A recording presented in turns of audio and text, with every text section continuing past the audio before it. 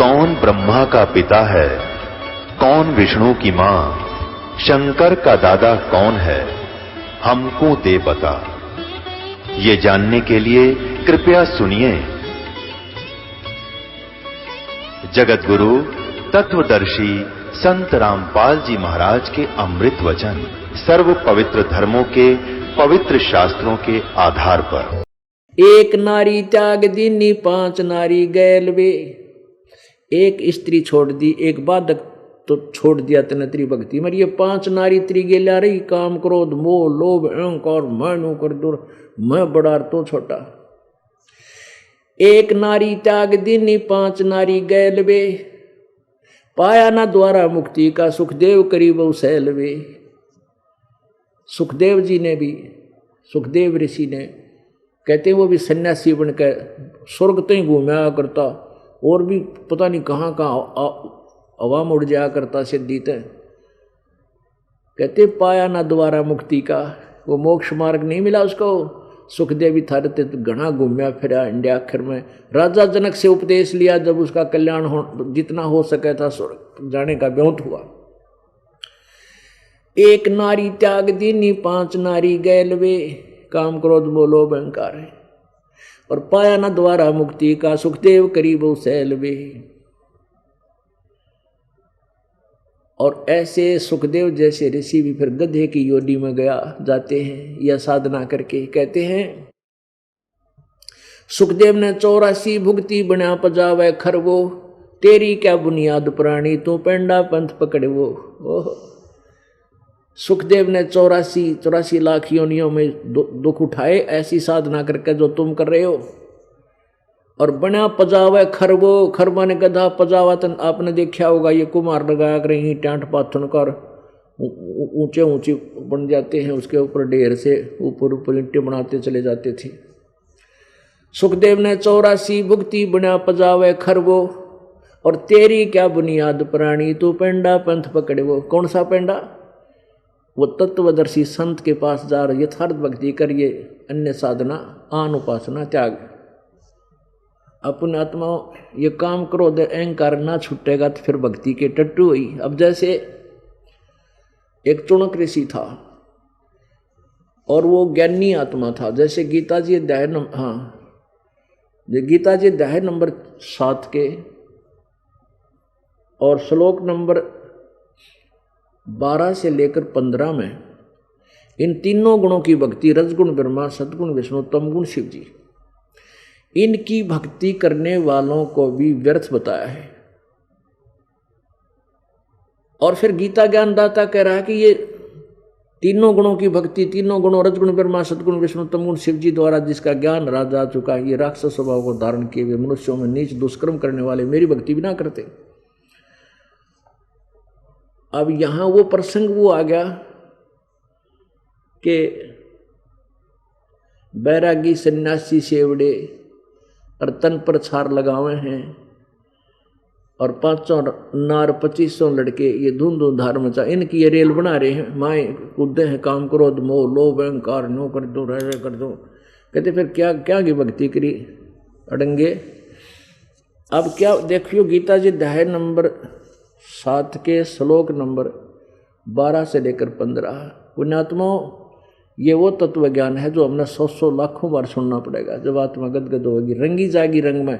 जैसे हमने रामायण की कथा, श्री कृष्ण की लीला, सुदामा की कहानी पैदा हुए थे जब बस सुनने लगे थे, सब ने फिट मान रखी थी बस ये भगवान पड़े हैं।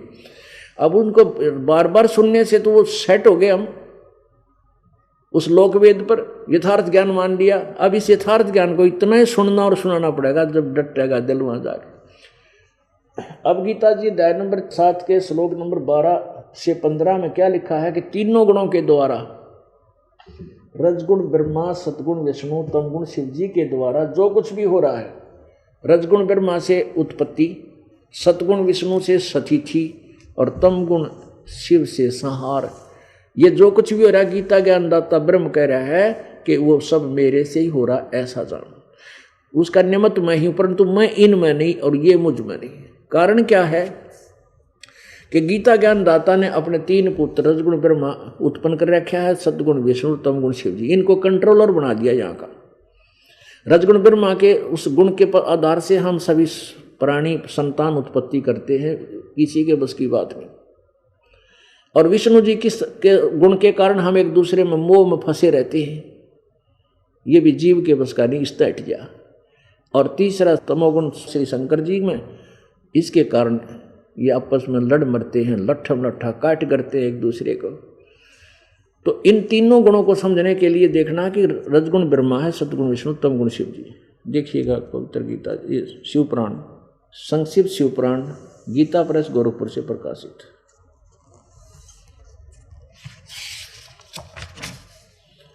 संक्षिप्त शिवपुराण, सचित्र मोटा टाइप, केवल हिंदी, संपादक हनुमान प्रसाद पोदार। छप्पी कहाँ है?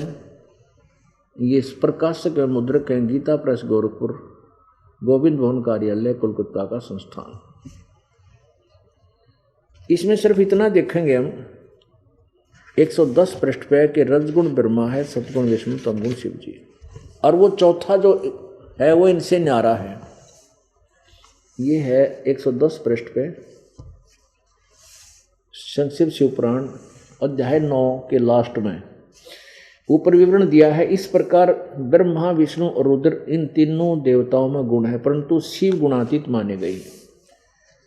अब यहाँ देखिए, ये शिव इन ब्रह्मा विष्णु महेश से न्यारा है, और ये तीनों रजगुण ब्रह्मा, सदगुण विष्णु, तमगुण शिव जी हैं। ये सिद्ध करना है।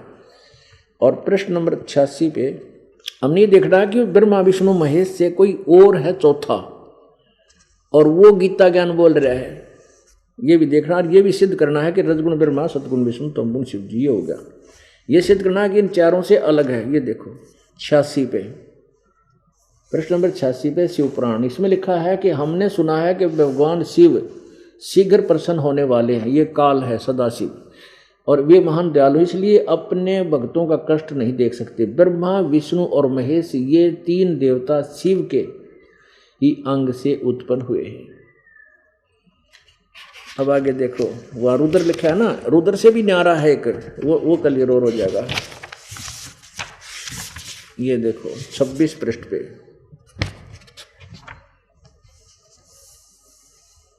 ये 26 पृष्ठ पे है। वो चौथा बोल रहा है, शिव बोल रहा है, वो काल ब्रह्म बोल रहा है, जो गीता बोलता है वही यहाँ बोल रहा है। पुत्रों, तुम दोनों ने तपस्या करके प्रसन्न हुए मुझ परमेश्वर से सृष्टि और सतिथि नाम के 2 कृत प्राप्त किए। ब्रह्मा और विष्णु को कह रहा है कि बेटो, पुत्रों, तुमने मुझसे सतिथि 2 कृत, सृष्टि ब्रह्मा को और सतिथि विष्णु को दी है। और रुद्र और महेश्वर में 2 अन्य उत्तम करते हैं। ये रुद्र न्यारा है, महेश्वर न्यारा है, और ब्रह्मा विष्णु न्यारे हैं, जिसको सृष्टि और सतिथि दिए। इससे सिद्ध हो गया कि ये 4 हैं। इन चारों से भी न्यारा वो काल है जो गीता बोल रहा है, और रजगुण ब्रह्मा है, सतगुण विष्णु, तमगुण शिव जी। ये शिवपुराण ने सिद्ध कर दिया। अब देवी भागवत महापुराण में भी यही है। अब देखिएगा श्रीमद् देवी भागवत, इसके 123 पृष्ठ पर, ये वही बुक है, गीता प्रेस गोरखपुर से प्रकाशित है, 123 पृष्ठ पे। हमने वो सिद्ध करके आगे चलना पड़ेगा, नहीं तो इस गीता जी के ज्ञान में कोई सुने नहीं। इतना कड़वा है, इतनी कुलीन है, या इतनी कड़वी सत्य है। 123 पृष्ठ पे तीसरा स्कंद, विष्णु जी दुर्गा की स्तुति कर रहे हैं। तुम शुद्ध स्वरूपा हो, ये संसार तुम इसे उद्भासित हो रहा है। मैं ब्रह्मा और शंकर, हम सभी तुम्हारी कृपा से विद्यमान हैं।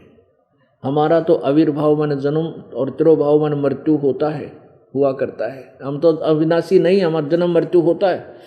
केवल तुम ही न तो जगत जननी हो, प्रकृति सनातनी देवी हो। भगवान शंकर बोले, देवी, यदि महाभाग विष्णु तुम्ही से प्रकट हुए हैं, तो उनके बाद उत्पन्न होने वाले ब्रह्मा भी तुम्हारे बालक हुए। फिर मैं तमोगुण शंकर, तमोगुण लीला करने वाला शंकर भी तुम्हारी संतान हुआ। क्या तुम्हारी संतान नहीं हुआ?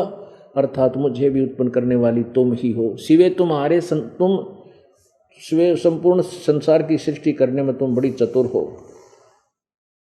इस सृष्टि, संसार की सृष्टि, स्थिति और संहार में तुम्हारे गुण सदा समर्थ हैं। उन्हीं तीनों गुणों से उत्पन्न हम, ब्रह्मा विष्णु एवं शंकर नियमानुसार कार्य में तत्पर रहते हैं। यह सिद्ध हो गया कि रजगुण ब्रह्मा जी, सतगुण विष्णु जी, तमगुण शिव जी, इति सिद्धम। और ये भी सिद्धम हो गया कि दुर्गा इनकी माँ है, माता है। और तीसरा ये सिद्धम कि ये नाशवान है, अविनाशी नहीं है। अब इसमें हमारा मूल जो कंसेप्ट करना है वो है कि रजगुण ब्रह्मा है, सतगुण विष्णु, तमगुण शिव जी। ये संस्कृत सहित देवी भागवत इसमें कति निर्णय कर देगी, देखिएगा। और ये कहाँ से छपी है? अथ देवी भागवतम सभाष्टिकम सहमातम, खेमरा श्री कृष्ण दास प्रकाशन, बंबई 4। इसका तीसरा सकंद देखें। अथ श्रीमद देवी भागवते भाषा टीका युक्ते तृतीय सकंद प्रारंभते। इसके पृष्ठ नंबर 11 पर, इसके पृष्ठ नंबर 11 पर देखें। तृतीय सकंद है, 5वां अध्याय है, इसका 8वां श्लोक। हिंदी देखें पहले कि शंकर भगवान कहते, हे माता, यदि हमारे ऊपर सदा आप दया युक्त हो तो हम सबको तमोगुण में किस प्रकार प्रदान किया है। यदि तू हमारे पर दयालु दयालु है तो हमें इसे कुकर्म में क्यों ला दिया। हमको तमोगुण किस प्रकार प्रदान किया, ब्रह्मा को रजोगुण और हरि यानी विष्णु को सतोगुण क्यों बना दिया। फिर यह संस्कृत देखो, क्लियर हो जाएगा। संस्कृत भी पढ़ेंगे हम। इसमें लिखा कि यदि दया धर्मना न सदा अंबिके कथम अहम विहित च, किस प्रकार मैं बना दिया। शंकर जी कह रहे हैं तमोगुण। और कमल जय, कमल से उत्पन्न होने वाले ब्रह्मा को रजोगुण संभव, रजोगुण क्यों बना दिया। और सुविहित किमु सतोगुण हरि, और विष्णु को आपने सतोगुण क्यों बना दिया। इति सिद्धम, रजगुण ब्रह्मा है, सतगुण विष्णु, तमगुण शिव जी। अब गीता जी का ज्ञान ये ब्रह्म बोल रहा है, जो ब्रह्मा विष्णु में इसका पिता है, इनसे अलग है, जिसका ओम नाम है। अब गीता के 7वें अध्याय के 12, 13, 14, 15 में इन तीनों गुणों की पूजा, रजगुण ब्रह्मा, सतगुण विष्णु, तमगुण शिव जी की पूजा को मना किया है। अब ये कंसेप्ट यहाँ से क्लियर होगा, क्योंकि गीता जी सारांश है चारों वेदों का, ये कोड वर्डों में ज़्यादा है, इसलिए तत्वदर्शी संत ही इनको बता सकता है। ये दास के ऊपर मेहर कर दी परमेश्वर कबीर जी ने, तो वो दास आपको समझा रहा है। अब देखिएगा श्रीमद् भगवत गीता जी, जयदयाल गोविंद का इसके अनुवादक हैं। अध्याय नंबर 7 के ये 4 श्लोक पढ़ेंगे। अध्याय नंबर 7 के, अध्याय नंबर 7 और श्लोक नंबर हम 12 से प्रारंभ करेंगे। और भी जो सतोगुण से उत्पन्न होने वाले भाव हैं, सतगुण से सती थी, सतगुण विष्णु से सती थी, और जो रजगुण तथा तमोगुण से उत्पन्न होने वाले भाव हैं, उन सबको मुझसे ही होने वाला ऐसा जान। और परंतु वास्तव में उनमें मैं और वे मुझ में नहीं हैं। यह इनसे न्यारा है, अलग है ब्रह्मा विष्णु महेश से। अब 13 में क्या कहा कि गुणों के कार्य रूप सात्विक, राजस और तामस, तीनों प्रकार के भाव से सारा संसार समुदाय, प्राणी समुदाय मोहित हो रहा। इन तीनों गुणों से परे मुझ अविनाशी को नहीं जानता, ब्रह्मा विष्णु महेश से अलग ऊपर मुझे नहीं जानता। आगे देखो, अब 14-15 में तो कमाल कर दिया। 7वें अध्याय के 14वें श्लोक को हम पढ़ रहे हैं। क्योंकि यह अलौकिक अति अद्भुत त्रिगुणमयी मेरी माया, ब्रह्मा विष्णु, रजगुण ब्रह्मा, सतगुण विष्णु, तमगुण शिव जी द्वारा फैला गया जाल, कहते हैं बड़ी खतरनाक है। ये अपने से आगे किसी को नहीं जाने देते, बड़ी दुस्तर है। और जो केवल मुझको ही निरंतर भजते हैं, जो ब्रह्म की साधना करते हैं, वो इस माया से ऊपर उठ जाते हैं, उल्लंघन कर जाते हैं, ब्रह्मा विष्णु महेश से अधिक लाभ प्राप्त करते हैं। और 15वें में कमाल कर दिया, इस त्रिगुणमयी माया के द्वारा ब्रह्मा विष्णु महेश तक जिनकी बुद्धि जकड़ी जा चुकी है, इनसे आगे किसी की बात सुनने को तैयार नहीं, माया के द्वारा जिनका ज्ञान हरा जा चुका है, वह असुर स्वभाव को धारण किए हुए मनुष्यों में नीच। देख, 3 गाली इकट्ठी दे रखी गीता ज्ञानदाता ने, जो ब्रह्मा विष्णु महेश तक की पूजा करते। असुर माने राक्षस स्वभाव को धारण किए हुए मनुष्यों में नीच और दूषित कर्म करने वाले, मूर्ख मुझको नहीं बचते। पुण्यात्माओं, ये एक पॉइंट सिद्ध करने के लिए कि रजगुण ब्रह्मा, सतगुण विष्णु, तमगुण शिव जी तक की पूजा करने वाले को राक्षस स्वभाव को धारण किए मनुष्यों में नीच दूषित कर्म करने वाले मूर्ख क्यों कहा? जैसे हिरण्यकशिपु ने श्री ब्रह्मा जी रजगुण की साधना की थी, अपने बेटे का दुश्मन हो गया, राक्षस कहलाया, और कैसे जुल्म कर दिया उस बालक के ऊपर, हद कर दी।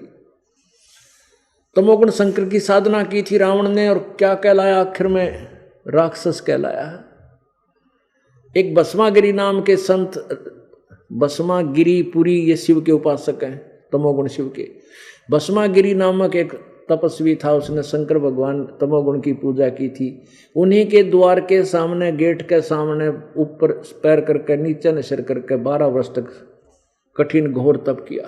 पार्वती जी की प्रार्थना पर भगवान शिव ने उससे कहा कि मांग भस्मागिरी, क्या मांगे? भस्मागिरी के मांगे था? उसके मन में यह थी कि जिस दिन यू शंकर भगवान मेरे को प्रसन्न होकर न्यू कहेगा मांग ले के मांगा, वचनबद्ध करूंगा। और भस्म कड़ा था शंकर जी के पास कि वो जिसके सिर पर नू रख दे और कह दे भस्म, तो उससे वो भस्म हो जाता था। उद्देश्य क्या था भस्मागिरी का? कि तपस्या करके शंकर जी पे भस्म कड़ा ले लूंगा और बस शंकर जी ने मारूंगा और पार्वती ने पत्नी बनाऊंगा। इस उद्देश्य से तपस्या कर रहा। और शिव जी के सामने जब शिव जी ने पूछा, बोल भाई क्या मांगा? भस्मागिरी में तेरे से प्रसन्न हूं। कहने लगे भगवान वचनबद्ध हो जाओ। भगवान बोले भाई वचनबद्ध हो गया। हाँ बोलो क्या मांगते हो? अब प्रसन्न हो पाछा तो दयालुता आ जाती है। मांग भाई के मांग? कहा भगवान ये भस्म कड़ा दे दो मुझे। अब शंकर जी ने सोचा भाई ये जंगल में है, कोई हिंसक पशुओं से या राक्षसों से बचाव के लिए मांगता होगा, निकाल के भस्म कड़ा दे दिया। ले बेटा। अब जो ही उस भस्मागिरी त्रिगुण उपासक के हाथ में, तीनों गुणों के उपासक रजगुण ब्रह्मा, सतगुण विष्णु, तमगुण शिव जी, उस उपासक के हाथ में वो कड़ा आया तभी त्योर बदल गया। आंखें फेर ली और कहने लगा शिव जी अब हो तगड़ा, तुझे भस्म करूंगा, पार्वती को पत्नी बनाऊंगा।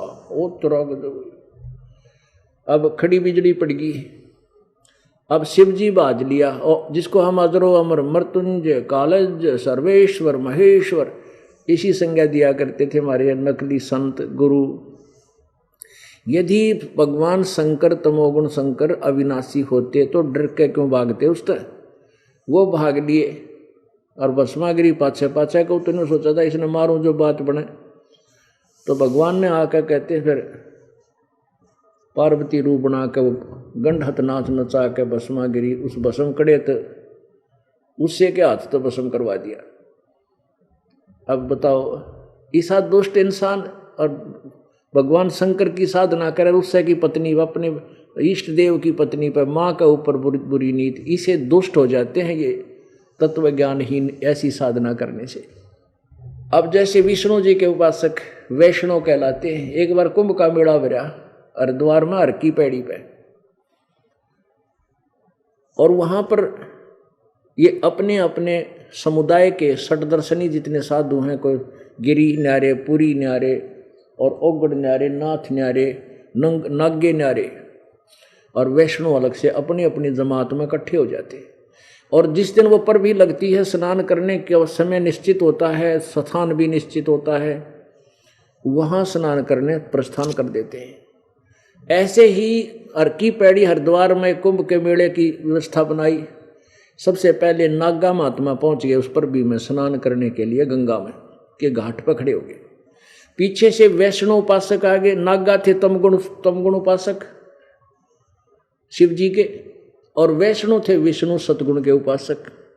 अब विष्णु के उपासकों ने वैष्णव ने आकर कहा कि ए नागाओ तुम बाहर आ जाओ, तुम पहले स्नान मत करना, हम सर्वश्रेष्ठ हैं, हम सतोगुण भगवान विष्णु के उपासक हैं, हम पहले स्नान करेंगे, तुम हमसे नमन हो, पीछे आओ।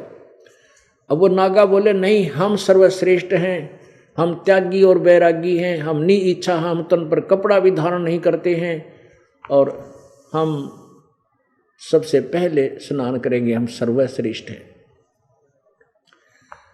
अब वैष्णु कहने लगे तुम पशु की तरह नंगे फिरते हो, टट्टी के हाथ भी ना धोते, शर्ट फिरडो, तुम कहे कि श्रेष्ठ हो, बाहर आओ, नहीं हम नहाएंगे पहला। अब नागा का छो उठिया इसे बूंदा जो कह दिया तुम शर्ट फिरड। अब नागा और वैष्णु यानी तमोगुण और सतगुण उड़ा कटका मर गया।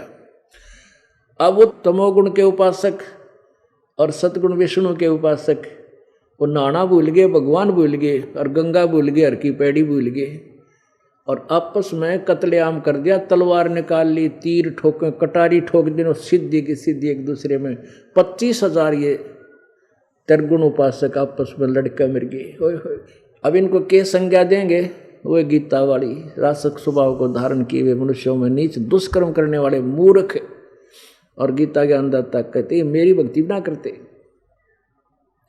अब इस कंसेप्ट को क्लियर करने के लिए क्या कि बैरागी सन्यासी सेवड़े तन पर छार लगावे हैं, ये 500 नार 2500 लड़के इनमें धुंधु धार मचावे हैं। ये 500 नारी यानी भक्ति में बाधक, काम क्रोध मोह लोभ अहंकार मोक्ष मार्ग में बाधक हैं। एक औरत को तूने केवल भक्ति बाधक छोड़कर जानकर त्याग दिया, और ये 5 गेल ले रहा, इन त्याग बेटा जो बैरागी होगा। फिर आगे क्या बताते हैं?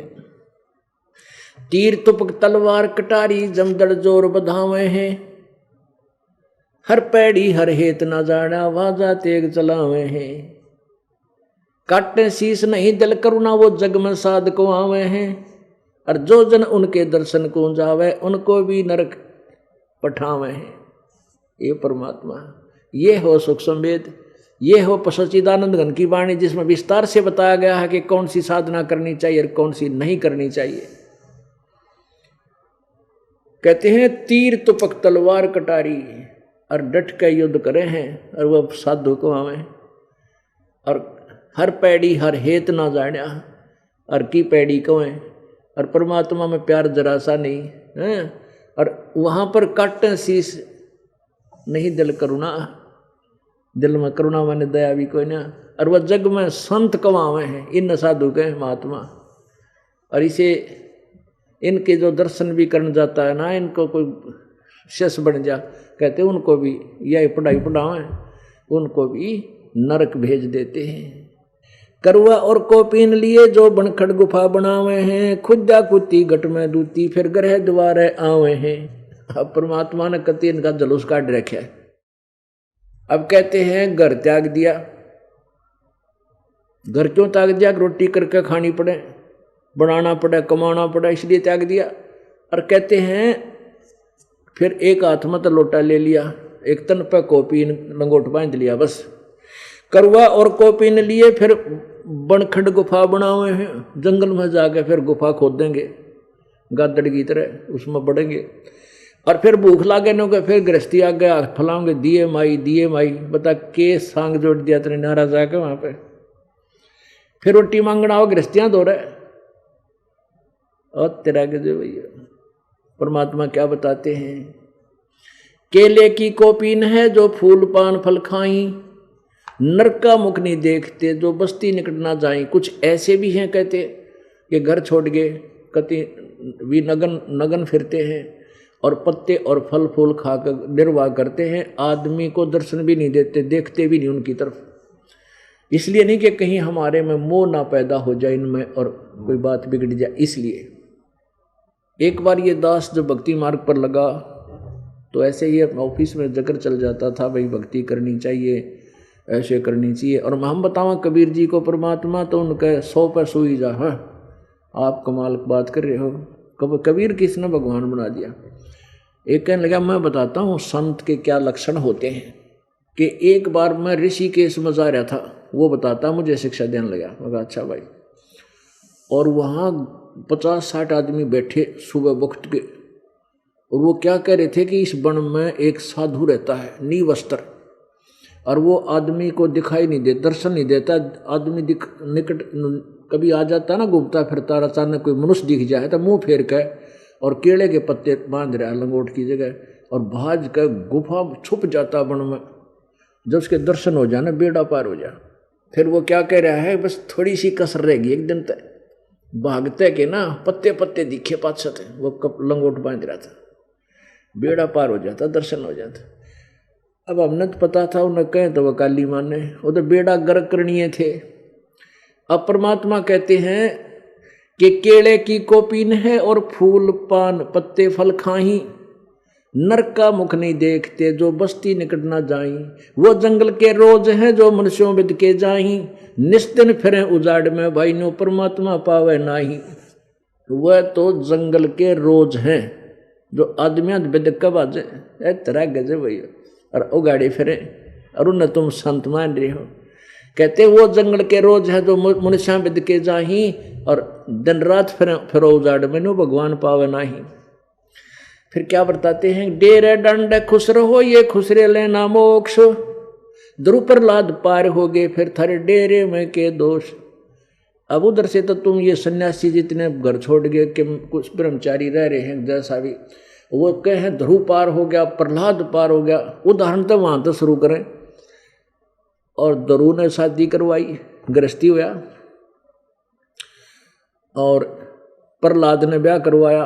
साधना करते करते साधना आखिरी सांस तक करनी है यार, नो थोड़ा एक दिन को भगवान आकर किसी रूप में दर्शन देगा तो मोक्ष होगा, नहीं, उस साधना से मोक्ष होगा। भगवान तो 120 वर्ष यहाँ रह के गए, जब भी सब ने दर्शन करे थे, पर पार तो ना हुआ, हम पार होंगे साधना से।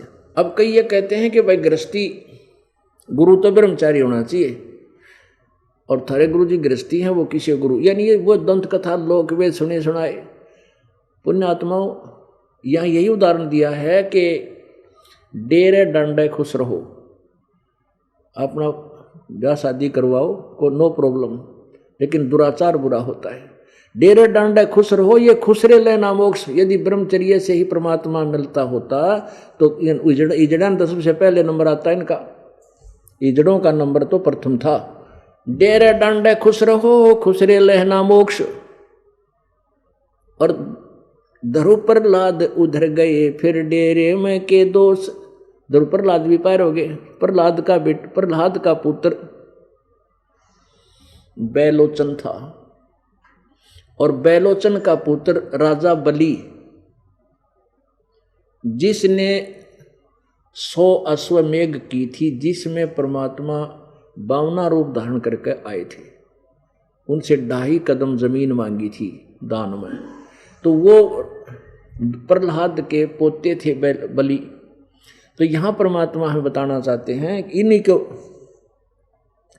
करुआ और कोपीन लिए जो बनखंड गुफा बनावे हैं, और खुदा कुत्ती घट में दूती फिर ग्रह द्वारे जावे हैं। यो भी बैदा है बैदे से भेद अलहदा, यो भी बैदा बैदा क्यों जाना, हम सतगुरु बैठे नो जाना। अब तुमने के बेर आपको ऊपर पता लग गया, कैसे पता लग गया, ये व्यर्थ साधना। तो गरीबदास जी कहते हैं हमने सतगुरु मिल गए, कबीर परमेश्वर तत्वदर्शी संत रूप में भगवान आए थे, वह मिल गए, इसलिए मुझे पता लग गया कि ये व्यर्थ साधनाएं हैं। अब एक कंसेप्ट को क्लियर करने के लिए कितने प्रमाण देने पड़े। फिर क्या प्रमाण है कि जैसे वेद पढ़ने पर भेद न जान, ये बात है पुराण 18। अब जैसे गीता जी अध्याय नंबर 7 के श्लोक 16 और 17 में क्या बताया है कि मेरी भक्ति, ब्रह्म साधना भी 4 प्रकार के करते हैं, एक अर्थार्थी, एक आरत, एक जिज्ञासु और चौथा ज्ञानी। अर्थार्थी वो होते हैं जो धन लाभ के लिए केवल वेदों के मंत्रों से ही अनुष्ठान करते हैं। वो जय गणेश देवा, ओम जय जगदीश आदि इस तरह की बनावटी आरतियों का वो सहारा नहीं लेते। और दूसरे आरत, ये भी अपना संकट निवारण करने वाले आरत को कहते हैं, ये भी वेदों के मंत्रों से ही अपना अनुष्ठान साधना करते हैं। और तीसरा जिज्ञासु वो है कि जो परमात्मा प्राप्ति के लिए संतों की तलाश में चला, और वहाँ उसने जैसा भी ज्ञान मिला उस ज्ञान को स्वयं ही कंठस्थ करके और वक्ता बन गया। ये तीनों भी रिजेक्ट कर दिया गीता ज्ञानदाता ने। कहते चौथे नंबर का जो ज्ञानी है ना, वो मुझे पसंद है, उसको मैं पसंद। अब ज्ञानी क्या है? ज्ञानी को ये ज्ञान हुआ कि मनुष्य जीवन भाई बार बार नहीं मिलता, मानुष जन्म पाके नहीं रटे हरि नाम, जैसे कुआ जल बिना फिर बनवाया क्या काम। तो उसको ये ज्ञान हो गया भाई मनुष्य जीवन बार बार नहीं मिलेगा, और जय इसमें भक्ति नहीं करी तो खाली कुएं जैसा है जिसमें जल को ना। फिर ये भी ज्ञान हुआ वेदों के पढ़ने से उस ज्ञानी ने कि केवल एक परमात्मा उस पूर्ण ब्रह्म की साधना करो और सब बातें त्याग दो। अब जैसे देवी पढ़ाने लग रही है हिमालय ने, कहते उस ब्रह्म का स्वरूप बताया जाता है, वो अक्षर ब्रह्म है, वो फिर कहते हैं उसका ओम मंत्र है और वो ब्रह्म है, ब्रह्म लोक में रहता है ओम नाम। ऐसे इन ज्ञानी पुरुषों ने यजुर्वेद अध्याय नंबर 40 के श्लोक नंबर 15 में लिखा है कि ओम कर्तु समर किलवे समर और कर्तुम समर।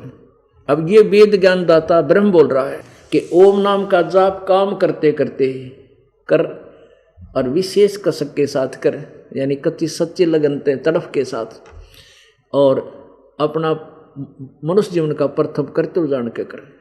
इस प्रकार तू अंत समय में जब तेरा शरीर नाश होगा तब तू मेरे वाली उस परम गति उस उतने सतर का तू अमर हो जाएगा। जैसे ब्रह्मलोक में चला गया इतने समय तक अमर हो गया।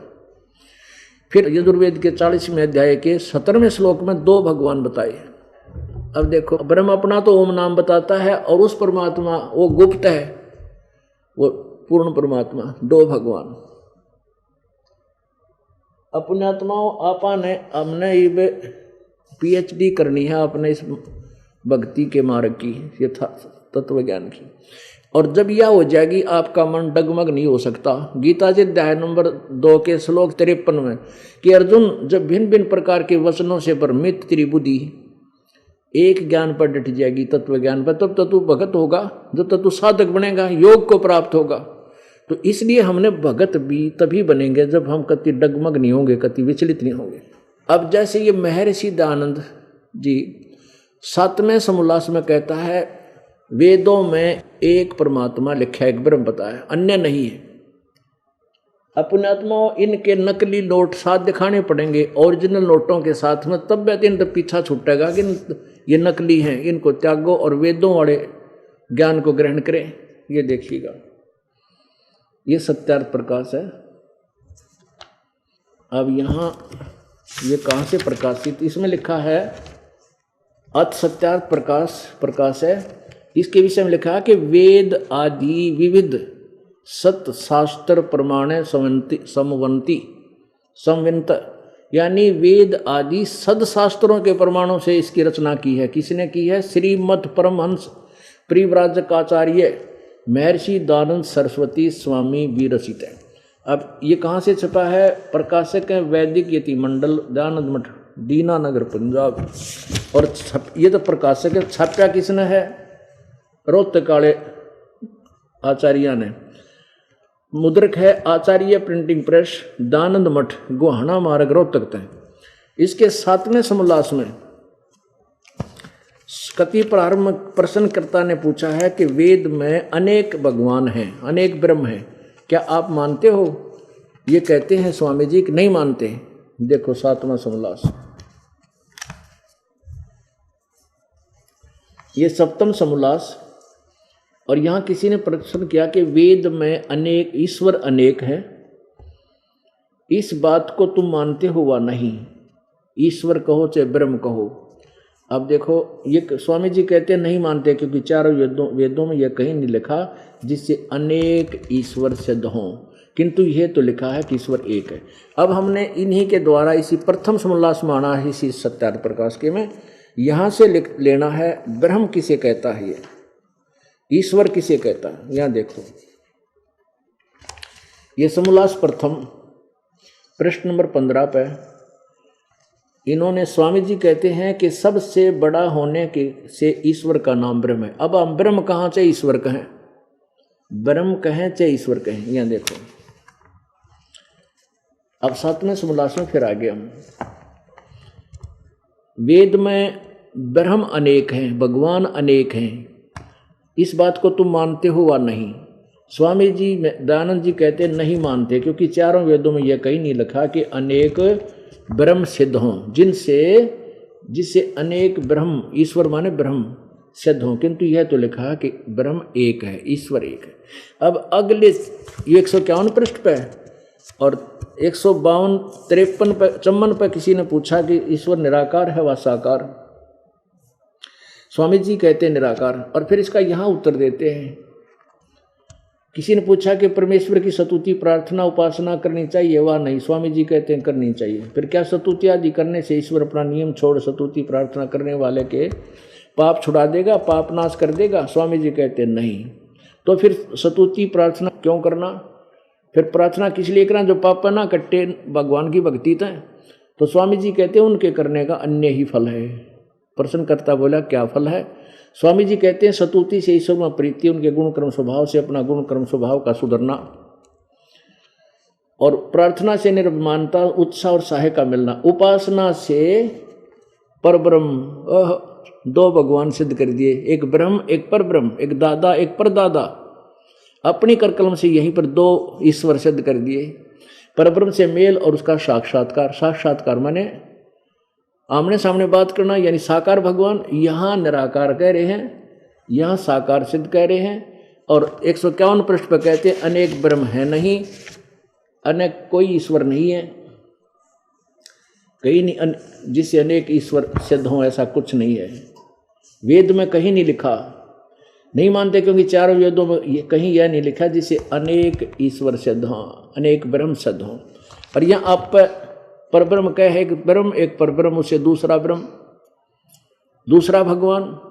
और फिर साकार वाली निराकार की व्याख्या भी आप पर कंडम कर रखी, साकार बता के कहते हैं उपासना से पाप नहीं कटते। और यजुर्वेद अध्याय नंबर 8 के श्लोक नंबर 13 में 6 बार लिखा है कि परमात्मा घोर पाप को भी काट देता है। अब ये दो छुरी तो हुई कंडम। अब यजुर्वेद अध्याय नंबर 40 के मंत्र 15 और 17 दिखाएंगे। इसमें दो, क्योंकि निष्कर्ष आ गया यजुर्वेद का, लास्ट में आखिरी अध्याय है 40वां, और आखिरी मंत्र है 15, 16, 17, बस लास्ट में 17वां मंत्र है। इनमें निर्णायक ज्ञान दे रखा है। मेरी साधना करेगा तो ब्रह्म मंत्र ओम नाम है मेरा, और वो परमात्मा तो भाई मोक्ष है, गुप्त है, प्रोक्ष है। और उसके विषय में 40वें अध्याय के 12वें श्लोक में कहा कि कोई तो उस परमात्मा के विषय में जन्म लेने वाला संभव बताता, कोई असंभव बताता है, कोई तो उत्पन्न होने वाला कहता है, कोई निराकार बताता है, कोई साकार। उसकी यथार्थ, उसके बारे में यथार्थ ज्ञान तत्वदर्शी संत बताएंगे, उन तो सुनो। और वही गीता जी के चौथे अध्याय के 34वें श्लोक में क्या है, उसके यथार्थ ज्ञान को तो तत्वदर्शी संत बताएंगे। अब देखिए यजुर्वेद, अब स्वामी जी के द्वारा ही अनुवादित है, महर्षि दयानंद सरस्वती।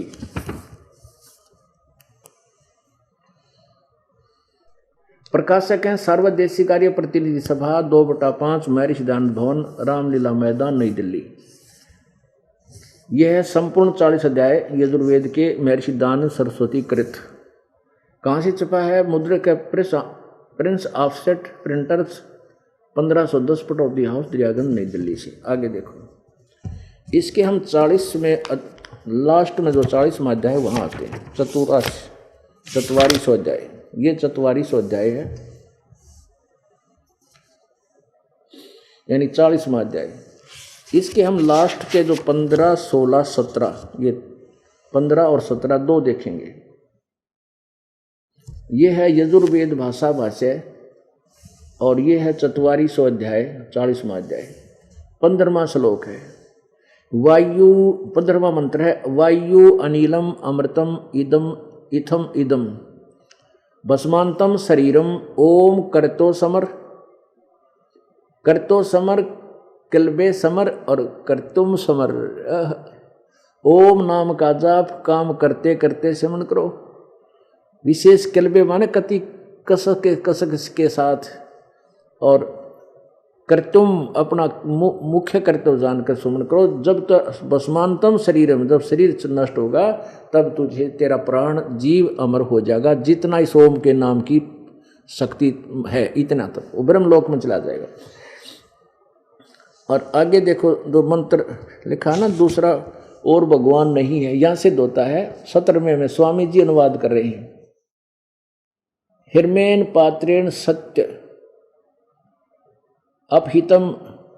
ये देखो, एव मनुष्यो इस ज्योत स्वरूपी रक्षक मुझसे अविनाशी यथार्थ कारण के आच्छादित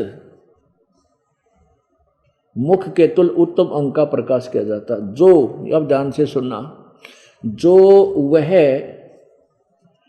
प्राण व वायुमंडल में पूर्ण परमात्मा है, वेद ज्ञान ज्ञाता से अलग जो वह पूर्ण परमात्मा है, वह प्रोक्ष रूप है, वह प्रोक्ष है, वो प्रोक्ष रूप है। अहम मैं आकाश के तुल ब्रह्म, मैं ब्रह्म हूँ, ये सबसे लिखा है ओम खम ब्रह्म, सो अहम असौ अहम ओम खम ब्रह्म, वह। अच्छा, फिर अपने बारे में लिखा है कि मैं आकाश के तुल्य, वैसे खम्भ माने स्वर्ग भी होता है, दिव्यलोक, मैं उस दिव्यलोक में ब्रह्म सबके गुण कर्म स्वरूप स्वभाव से अधिक हूँ, ओम सबका रक्षक जो मैं उसका ऐसा नाम जानो।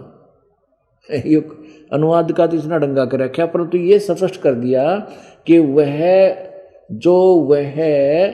प्राण व सूर्य मंडल में पूर्ण परमात्मा है, वह प्रोक्ष रूप है। और यहाँ स्पष्ट है कि अहम ओम खम, मैं, मेरा ओम नाम है और मैं ब्रह्म हूँ, ब्रह्म साफ लिखा है, और खम्भ माने आकाश में यानी ऊपर स्वर्ग में रहता हूँ, ब्रह्मलोक में रहता हूँ। ये दो हो गए, आप पे दो सिद्ध कर रहे हैं। और ये सच्चाई है, क्योंकि अनुवाद का कितना डंगा कर ले और सच्चाई तो ऊपर रहेगी। कहते हैं चोर चुराई तूंबड़ी, चोर चुराई तूंबड़ी, वो गड्ढा पानी में, वो गड्ढे हुआ ऊपर आवे न, सच्चाई छनी ना। अब स्वामी दयानंद जी कह रहे थे कि भाई पाप साधना करने से पाप नहीं कटते, भगवान की भक्ति थे।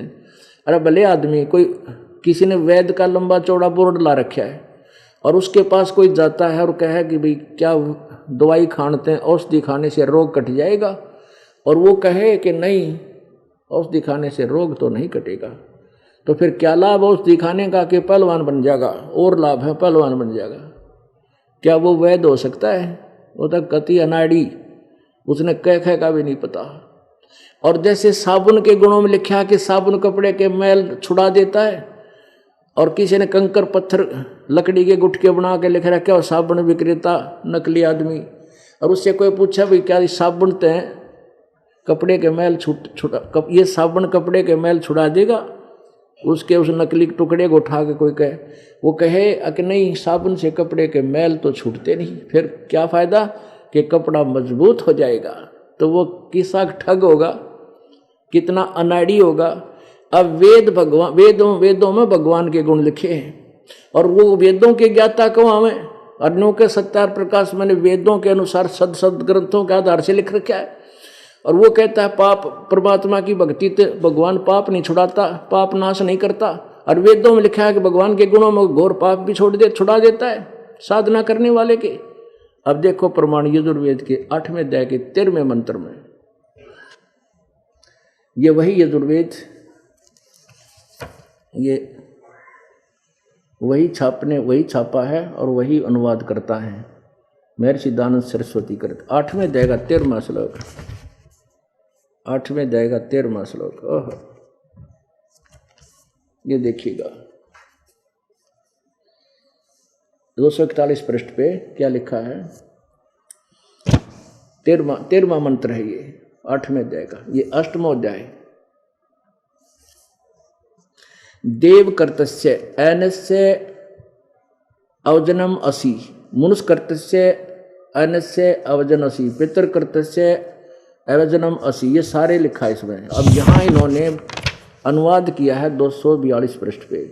हे सबके उपकार करने वाले मित्र आप, यहाँ फिर डंगा डाल दिया, मित्र लिख दिया। पढ़ने वाले ने वेद थोड़े पढ़ रखे हैं और सत्यार प्रकाश गणा पढ़ रखा जनता ने, तो इसने सत्यार प्रकाश में नाश करे रखा है कि भगवान की भक्ति थे पाप नहीं छूटते। तो यहाँ पापों का जिक्र हुआ तो पहले लिख दिया हे सबके उपकार करने वाले मित्र। तो यहाँ पढ़ने वाला विचलित हो गया, ने सोचा भी कोई मित्र के बारे में लिख रखा है, भगवान का जिक्र तो है नहीं। तो इसलिए उसने वो अज्ञान छुरी सत्यार प्रकाश वाली फाइनल मान रखी समाज ने। अब इसी के कर कमलों में यही सत्यार प्रकाश में ये खुद कहता है कि मित्र सबसे सबका हितैषी होने के कारण परमेश्वर को मित्र भी कहते हैं। ये देखो ये वही सत्यार प्रकाश है, ये वही जो का तो, और ये वहीं से छपा है आर्य प्रिंटिंग प्रेस दानंद मठ गोवाना हमारे रोहतक से। इसके प्रथम समलास में और पृष्ठ नंबर 18 पे ये देखिएगा, ये प्रथम समलास है और यहाँ देखिएगा 18 पृष्ठ पे सत्यार्थ प्रकाश के। सबसे स्नेह करे और सबको प्रीति करने योग्य है, वह परमेश्वर सबका सच्चा मित्र है, इससे परमेश्वर का नाम मित्र है। अभी उस मित्र को हम परमेश्वर कहें चाहे मित्र कहें, एक ही बात है इन्हीं के शब्दों में। अब फिर लीजिए यहाँ पर ये 242 पृष्ठ पे, हे सबके उपकार करने वाले परमेश्वर आप, मित्र कहो चाहे परमेश्वर को, दान देने वाले के, एन से माने अपराध कहो चाहे पाप। देखो एन से आप पढ़ सकते हो इसको, एन से माने पाप भी अर्थ किया है, अधर्म माने भी पाप ही होता है, लेकिन हम इन कोड वर्डों से गूढ़ वर्डों से अपरिचित होने करके फिर विचलित हो जाते हैं। एन से माने पाप के, आप दान, हे परमेश्वर आप दान देने वाले के, अपराध माने पाप के, विनाश करने वाले हो, छुड़वाने वाले हो, और साधारण मनुष्यों के किए हुए एन से माने पाप के, अपराध के विनाश करने वाले हो, और पिता के किए हुए एन से माने अपराध के विनाश करने वाले हो, अवजना माने विनाश करने वाले हो, और अपने किए हुए एन से माने पाप के, एन से कुछ भी आप पाप के दूर करने वाले हो, छुड़ाने वाले हो, एन से अधर्म के हो, घोर पाप के नाश करने हारे हो। ओए होए, जो जानता हुआ मैं जो कुछ भी एन अधर्म आचरण किया करता हूँ या करूँ, अनजान मैं जो कुछ भी किया करता हूँ वह करूँ, उस सब एन से माने पाप के, दुष्ट आचरण नहीं, पाप के दूर करने वाले आप हैं। ओए होए, ये भगवान है। अब वेद तो है भगवान के गुणों का संग्रह, और ये सत्यार्थ प्रकाश जैसे ये है उपनिषद, ये नकली नोट जो वेदों से नहीं मिलती व्याख्या, वो नकली है, तो इनको त्यागना पड़ेगा। इसलिए दास यही प्रयत्न कर रहा है कि हम उन नकली, जैसे एक बार सरकार ने किसी ने नकली नोट छाप दिए थे, और सरकार ने क्या किया था, नकली और असली वो दोनों की तुलना कति समाचार पत्रों में टीवी माध्यम से किया था। ये ऐसा असली है भाई, यो नकली है, नकली छोड़ो, असली धोखा ना खाइयो। तो दास भी ओरिजिनल नोट जो अपने यथार्थ ग्रंथ हैं, सदग्रंथ, उनसे तुलना कर रहा है उपनिषदों से। उपनिषद क्या है, किसी व्यक्ति विशेष की अपना अनुभव जैसा उसने वेदों को समझा। अब वो वाणी परमात्मा की सिद्ध होती है भाई, सतगुरु बिन वेद पढ़े जो प्राणी, समझे न सार रहे अज्ञानी।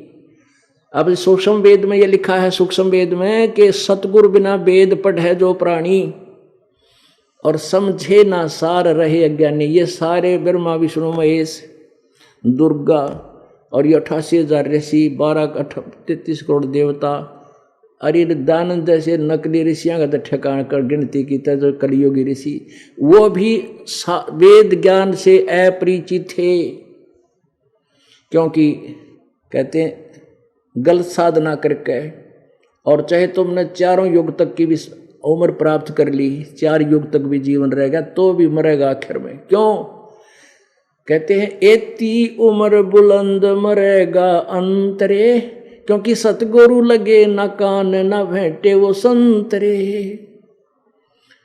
ये गलत साधना करके तुम कितने अंडी पाक रहे हो, सिद्धि भी प्राप्त कर ली, समुद्र भी पी लिया, आकाश में भी उड़ जाते हो, और अपनी सिद्धि बेहतर सोनी सेना भी नाश कर दी सुनक ऋषि ने, ज्ञानी आत्मा ने। कहते हैं सतगुरु बिन वेद पढ़े जो प्राणी, समझे न सार रहे अज्ञानी। सतगुरु बिन काहू न पाया ज्ञाना, जो थो था भूसड़े मूड किसाना।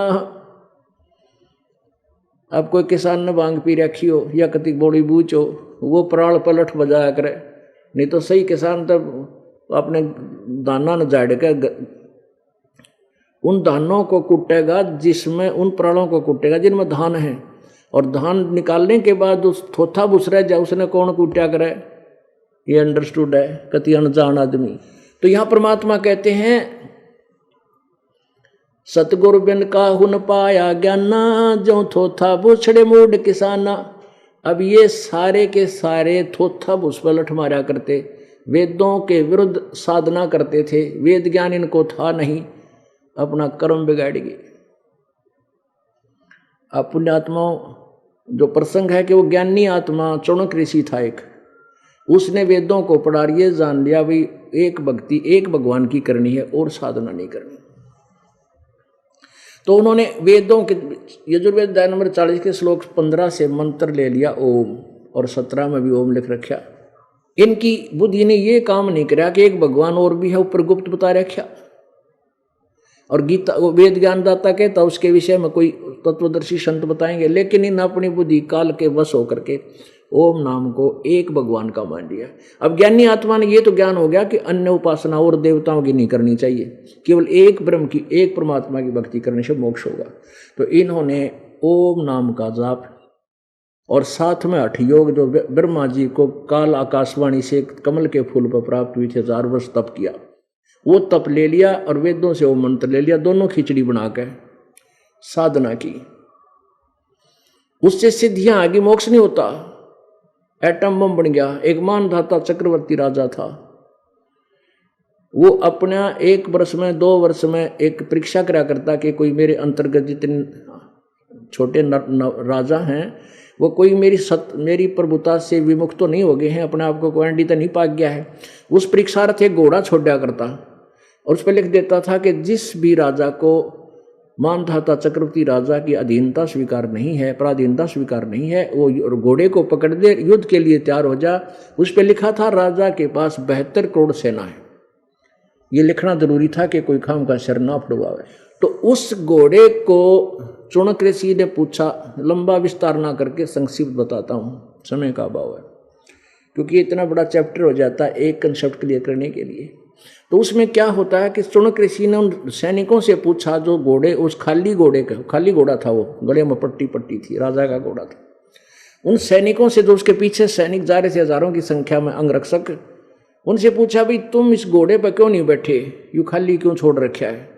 उन्होंने फिर सारी डिटेल बताई कि राजा मानधाता चक्रवर्ती का घोड़ा है, इस पर कोई बैठ नहीं सकता, ये इस उद्देश्य से छोड़ा हुआ था, हम सारा घूम आए, किसी ने नहीं पकड़ा, पूरी पृथ्वी का हमने भ्रमण कर लिया। अब यहाँ कहते हैं बैरागी सन्यासी सेवड़े तन पर छार लगावे हैं, 500 नार 2500 लड़के धूं धार मचावे। ये कंसेप्ट कलेक्ट करने के लिए इतना उदाहरण आपके समक्ष रखने पड़े, सत्य को सत्य स्वीकार कराने के लिए।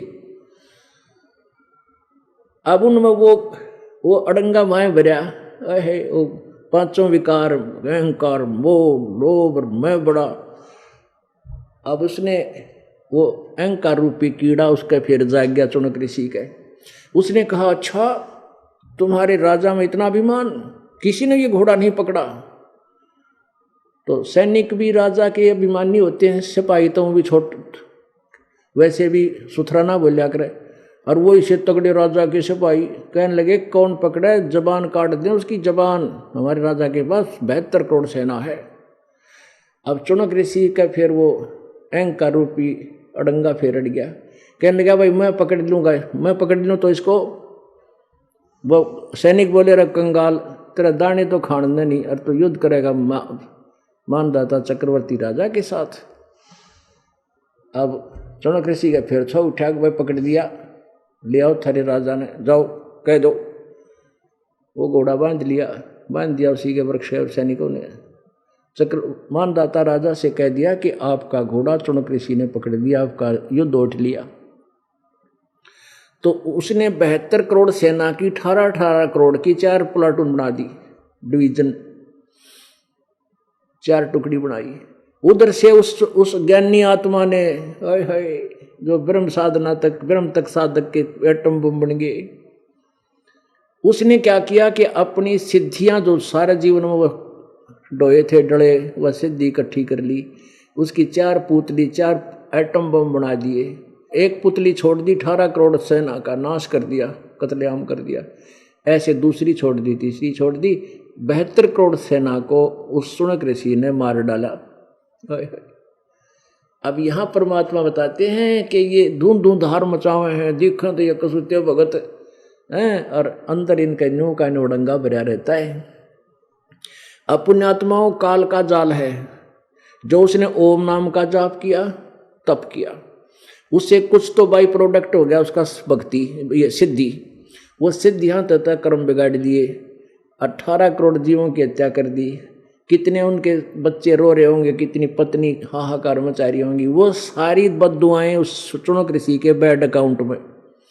और जो ओम नाम का जाप किया वो ब्रह्मलोक में जागा, ब्रह्मलोक में देवता बन जाएगा हजारों वर्षों तक, और फिर पृथ्वी पर राजा बन जाएगा, और फिर खाजला कुत्ता बन जाएगा। वो कुत्ता बन के फिर और जितने वो 72 करोड़ जीव मारे थे वो उसने चुन चुन कर खाओगे, शर में कीड़े पड़ेंगे इसके।